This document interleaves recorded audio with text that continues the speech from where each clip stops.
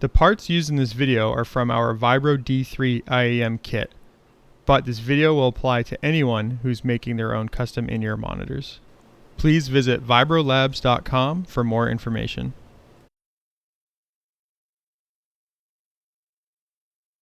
First thing that you need to know is there's two basic sizes of acoustic tubing. The smaller one is used for attaching to the snout of a balanced armature. It fits really well and it seals perfectly. And the other one is used for attaching or installing acoustic dampers. These things are really annoying to try and grab, and I'm not going to install them completely, but the point is that they fit inside there. Now, luckily for us, the smaller tubing fits inside the bigger tubing perfectly and seals really well also. So consider these things when you go to build your filter networks. Alright, so that's what we're going to do first. We're going to build a basic filter setup. Now you want to use a filter setup to try and tame the highs a little bit. And you guys are going to have to work with me here because I'm in a really awkward setup trying to film this thing. So it's going to be really, really difficult for me to work and record and do all this stuff at the same time. So what I'm doing here is I've got, I don't know, a 6mm, 8mm piece of the large tubing cut. And I'm going to go ahead and finagle this in here. Okay, you can see it's in. And then in order to get it a little bit deeper, you can usually just pinch the back. And it will slowly move to the front.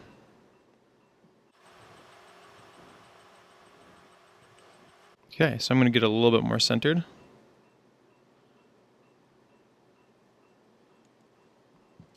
And now off camera, I'm going to cut up a little bit of this small tubing. We're going to do one about 10mm in length and one about, I don't know what that is, 40mm, 50mm. Okay. And the dampers are not directional, so you don't have to worry about that too much. So just feed this guy in here.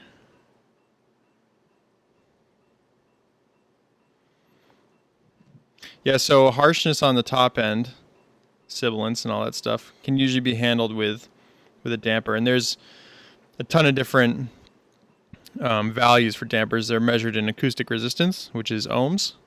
And so this setup is a 1500 ohm acoustic damper, but there is a huge range of them. So what I'm going to do here is, my goal here is to attach this to our tweeter mid, which is in this case a Knowles TWFK, which is part of a GK assembly. So I want to make sure that I can get these both on here just fine. This is just a test fit. And you can see that's pretty good, but I want to get that a little bit closer because it'll make packaging easier. So I'm going to trim a little bit off this. Make sure you trim it square if at all possible. So I'm going to test fit this one again. And that looks pretty good. So I'm going to go ahead here and make another one. And you got to make them identical because you want them to sound the same. So within reason, you're going to want to make them identical. So we're going to go ahead and do that right now.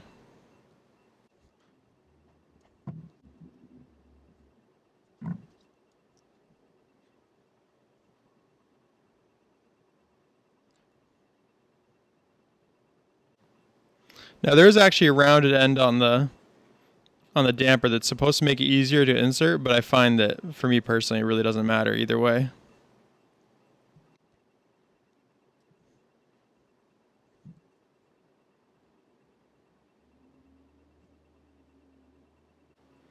So I'm going to compare these side by side, and the one on top is a little bit longer. So I'm going to go ahead and give that a little trim off camera. And there you go. That's your two filters for each side, one for each side. And now we're going to go ahead and get these ready for adhering to the armature. I'm going to just go ahead and copy the length on this. I always cut one a little bit longer than the other. It makes it easier to insert it. And the lengths here aren't really important because you're going to trim it when you're done. But I'll show you a little trick here. All right, now what I like to do here is I like to line them up. Okay.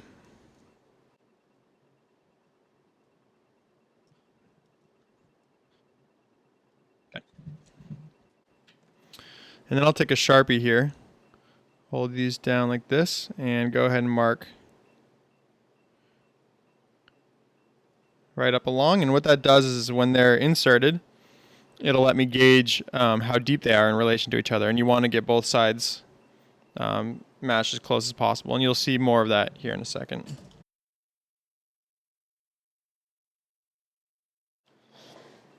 All right, let's go ahead and prepare these shells for our parts.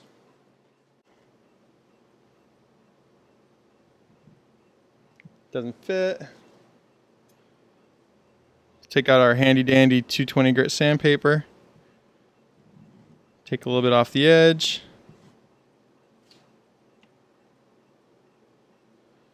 How about now? Doesn't fit.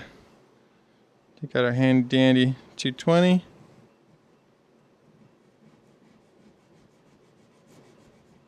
I'll show you a little trick. If you want to give a flat side, go in a figure 8 pattern. Old machinist trick.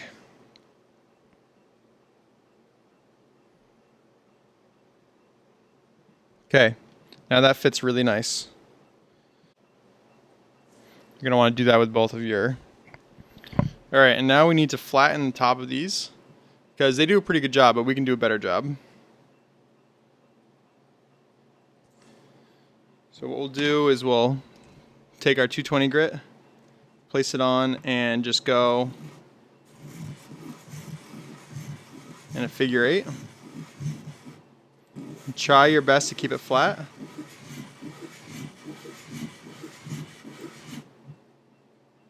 And that should be all we need.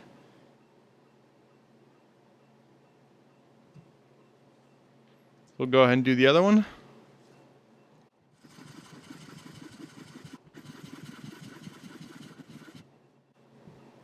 And that should be good too. Okay, now we need a 3/32 drill bit. And what we're doing with these is we're just running them through these holes by hand.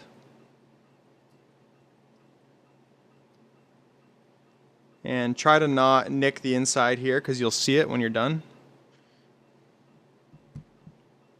And if it doesn't go, just baby steps.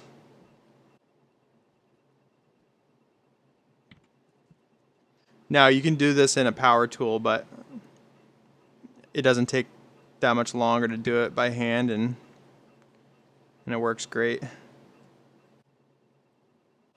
This is a good reason to have a pin vise. A pin vise would make this really easy. And then we'll take this Q-tip and pull out as much dust as we can because we want these things to be beautiful.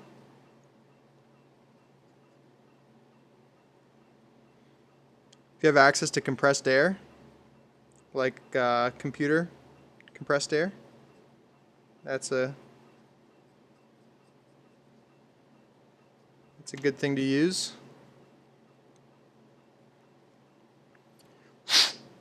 Or you can just blow them out. That's what I usually do. Alright, so now our shells are ready. Now we need to get our faceplates ready.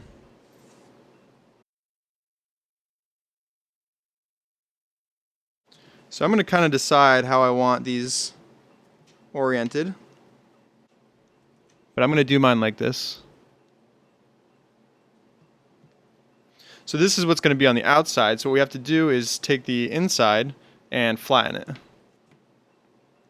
And it's the same thing as that, as the faceplate. You just kind of lightly grab it and just go in a figure 8. Now this is one of those things you could spend all day doing this, and usually my goal here is to just get it a lot cleaner than it was. So that's what you can look for to see what your low spots are. And ideally you'd want to keep going until that's completely gone. But for the purposes of this video, I'm going to go ahead and do a little bit more here, and then move on to the next one. There, you can see it's slowly disappearing. Okay, we'll go on to the next one. And I'm even going to mark this down. So I'm going to say that's the down part.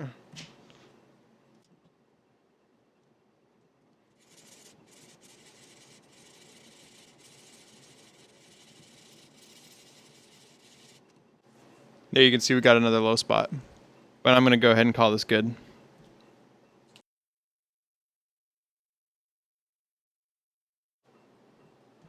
I'm going to go ahead and solder on my Litz wires. Just going to move these out of the way. Just about any fine soldering iron will work for this. And I'm going to get up close, so give me a second.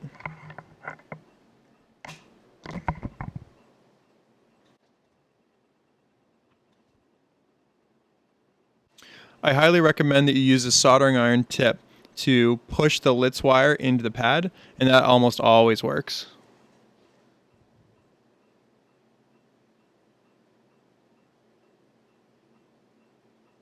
And always give it a little tug afterwards to make sure that it's good to go.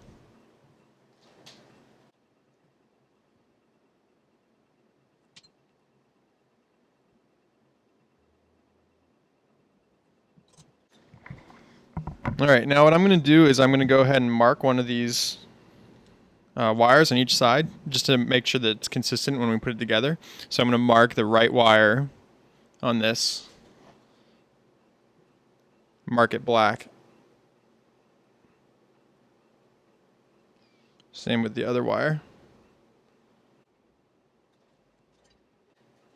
It's hard to see, but you can see it if you really look for it, and that's what's important to me. So now we're going to add our jacks. Okay. For this build, I'm going to go ahead and trim these leads. While recording is incredibly painful. Now, tinning seems to make people nervous, but all it is putting solder on an electrical component lead, and it's actually quite easy. So I'll go ahead and show you this real quick.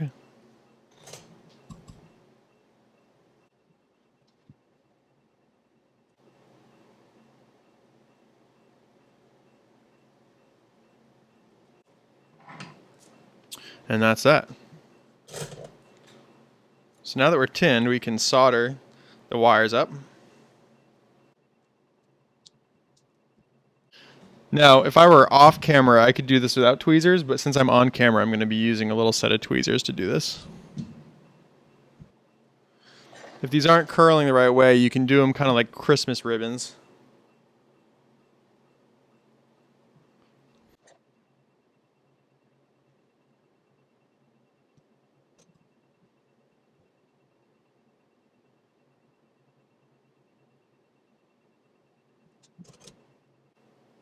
Okay, and I'm going to mark the side of the jack just to keep things consistent, and it's marked the same as the wires. And we'll do one more.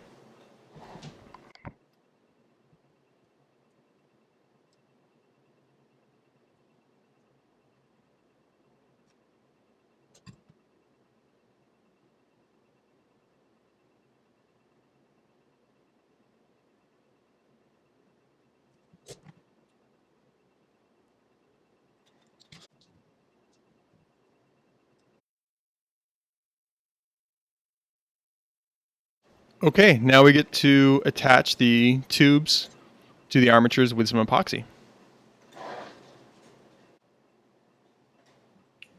Okay, before you go ahead and epoxy this together, you're going to want to score,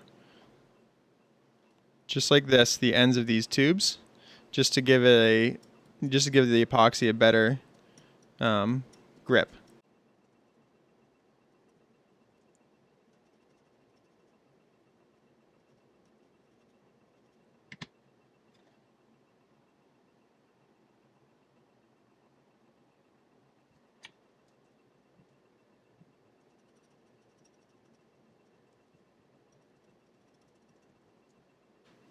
Make sure that these ends here are totally square.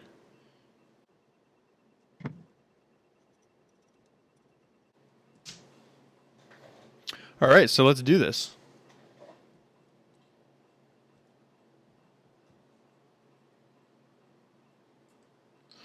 Always make sure you have your stuff ready to go before you mix your epoxy, because this stuff works fast.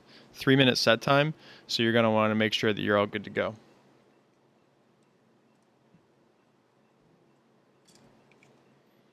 We use Hardman's double bubble epoxy. This is the 04001. It works really quick, and it works on a lot of things, and it happens to work really well on both this and these as well. Just a little warning, not a lot actually sticks to these. So even though this does work on this, you still have to be careful with it, because it'll deflect and pull away and peel really easily off of the surface. So that's why we did everything we could to scuff it up a little bit to give it a better chance. But it's never going to be perfect. So even though it is epoxy and it's strong setting, when you're attaching the tubing, you just got to be a little aware of the fact that it's not going to stick perfectly. There are urethanes you can use, but I find that this works fine for most builds, and there's no reason to not use it, I guess is what I'm saying. If you want to go crazy and use urethane adhesives or some kind of UV cure adhesive, that's a whole other video. So for now, we're going to suggest the 4001.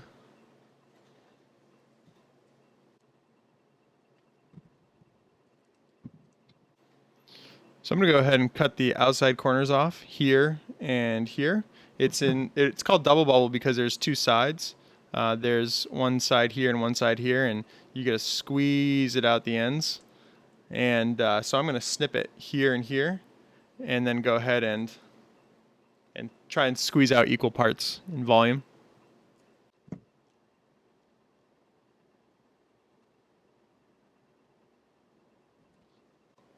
And I like to use a Q-tip cut at a 45-degree angle for this job.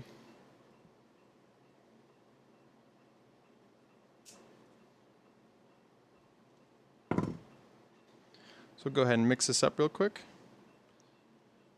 Now the rule of thumb here is mix it until it's done and then mix it some more. But as soon as they touch, you've got that countdown clock. So we got to go ahead and get moving here.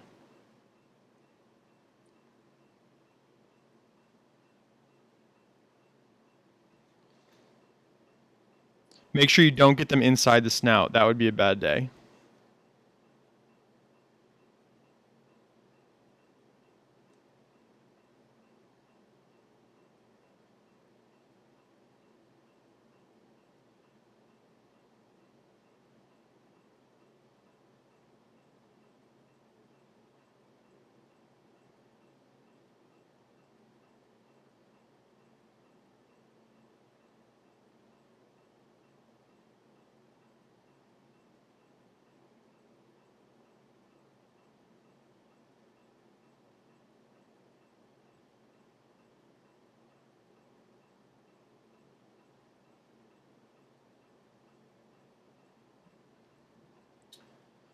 All right, so the filtered one goes on the smaller.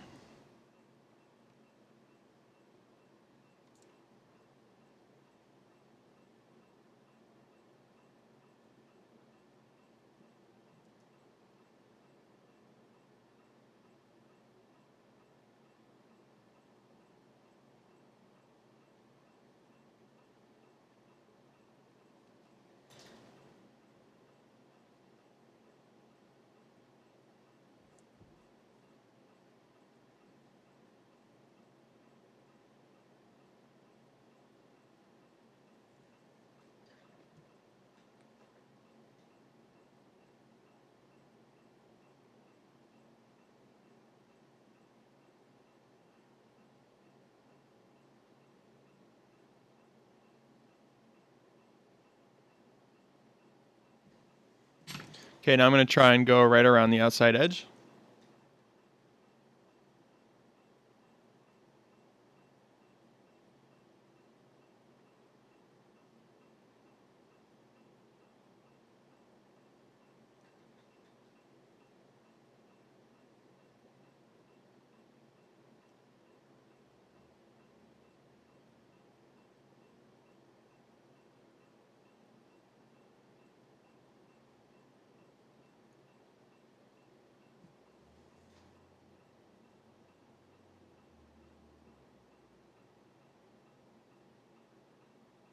And if you want, this is a good time to go ahead and put a little bit on the filter.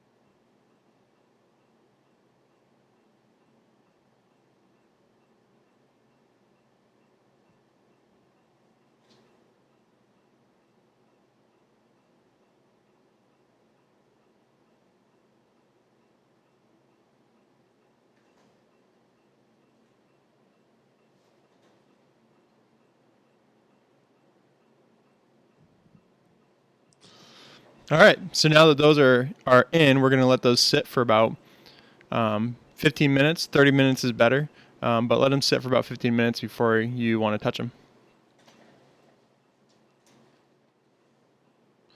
Now, every time you mix epoxy, I recommend that you keep the mixing, what you mixed, off to the side and ready, because, and I'll tell you why. It's because as this thing is curing, instead of poking at your parts, you can poke at what you mixed and see how hard it's getting, and then you can better judge when it's done curing.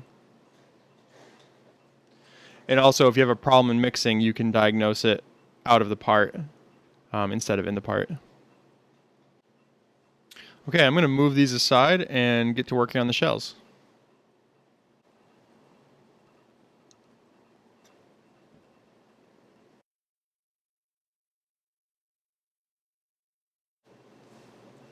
All right, get excited because we're about to close these things up. I'm just going to check the epoxy. Seems pretty good.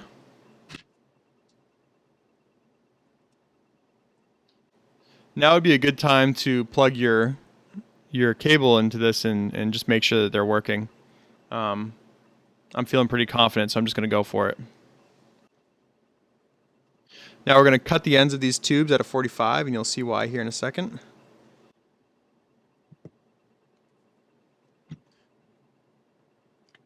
And I generally like to orient it this way. And then the reason for that is because when it goes in, it's going to flatten out this way. And the faceplate will come on top of it like this. And that gives it just a little bit more clearance.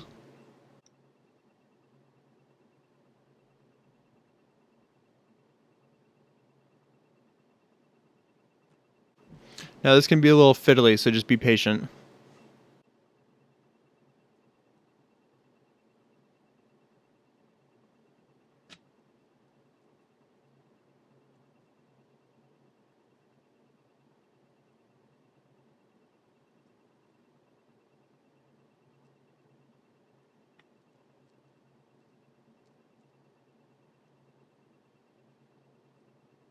All right, now don't pull on these too hard because you'll risk separating them from the snout. Okay? So just ease it in, really easy. And try to push from the back here when you can.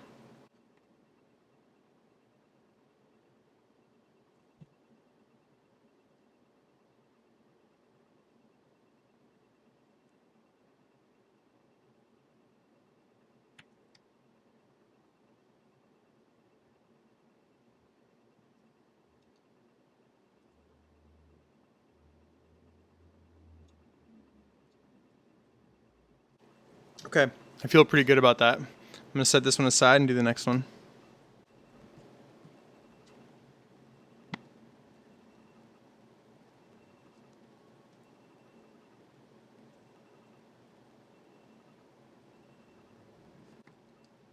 Okay, now I'm going to check the ends. We had those dots there. And you can see we're just about bang on, so I'm going to call it good. Now it's time to mix up the epoxy and get these face plates and these jacks in.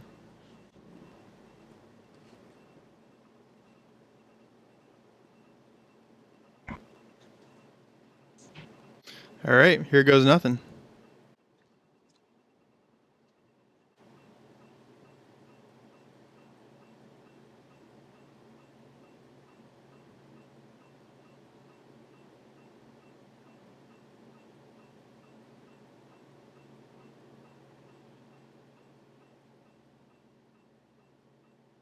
This is the part where I always wonder if I forgot something.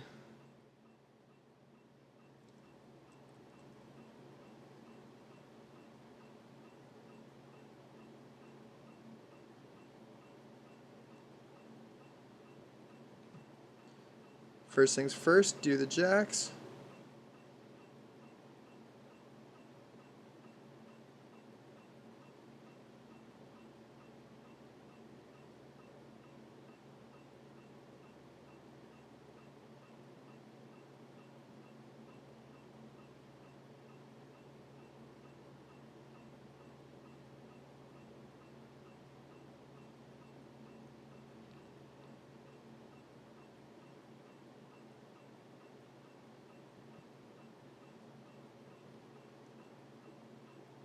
And use less than I did, that's for sure.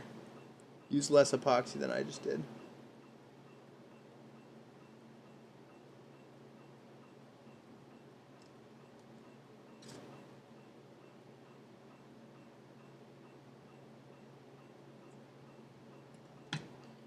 You're going to want these things to be flush.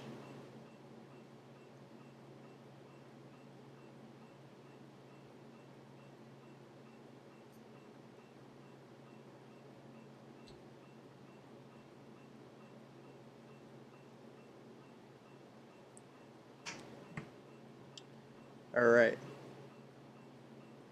Now I'm going to go ahead and tuck these wires in. Note that I put the black on the jacks on the inside.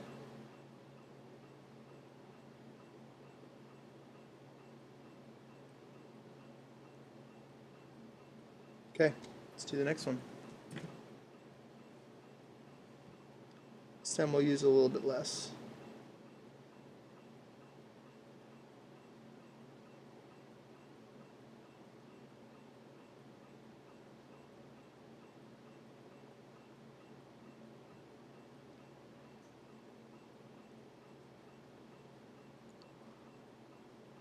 Black on the inside.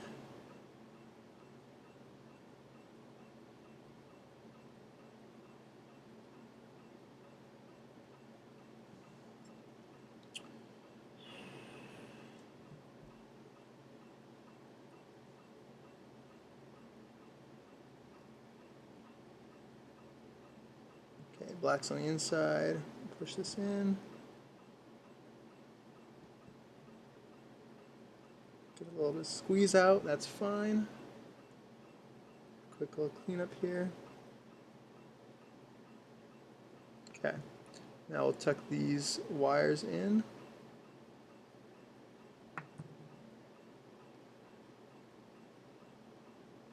Okay, and I'm going to put it on the ground and push it flat. This is kind of our test run because once that's what it's going to be like when the faceplates are on. So everything looks good, nothing separated. Do the same on this other one. Everything's good, nothing separated. Okay, now it's time to put our faceplates on. I'm going to mix up some more epoxy. Okay, so we're going to go ahead and do this next one here. This is with fresh mix.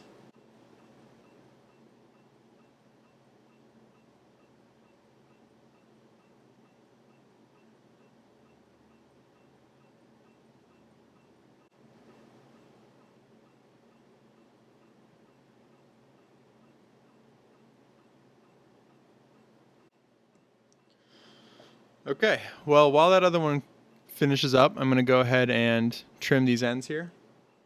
Now,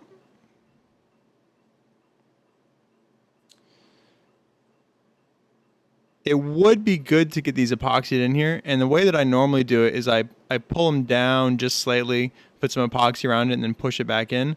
But with how tight things are in here with this filter, I'm just going to leave it. Now, the balanced armatures, they're completely sealed, so no worries about them like back venting or anything like that. So I'm just going to go ahead and cut them and just run it the way it is.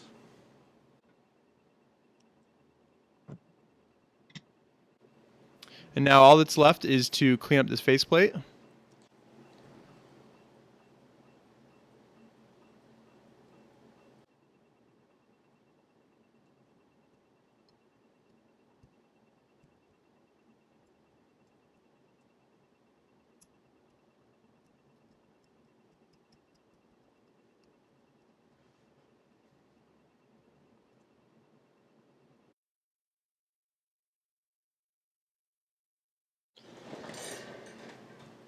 All right. So what I did here is I took it to the Dremel and I just tried to copy these contours all the way around. And then I'm going to go ahead and finish it up by hand. And what I like to use is these Polar Block. They're usually sold for nail salons. So if you find a nail salon supply place online, you should be able to find them pretty easy. Okay, so that's first grit. You can see I got a big... Okay, so that's first grit. You can see I got a big scratch right there. I'm going to try and work that out. All right, now I'm going to move on to my next grit. All right, we're getting closer. Now we're going to switch to a buffer. You got the coarse on this side and fine on that side. All right, getting closer, and now we're going to do the white side, which is the buffing side. And I'm going to call that pretty good. You can still see it's a little satin right here. You could spend more time on it. Don't let anybody fool you. You can buff something out by hand just as well as any machine can.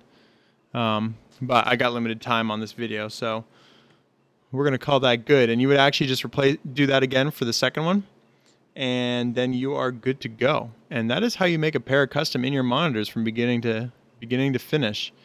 I hope that was entertaining and educational.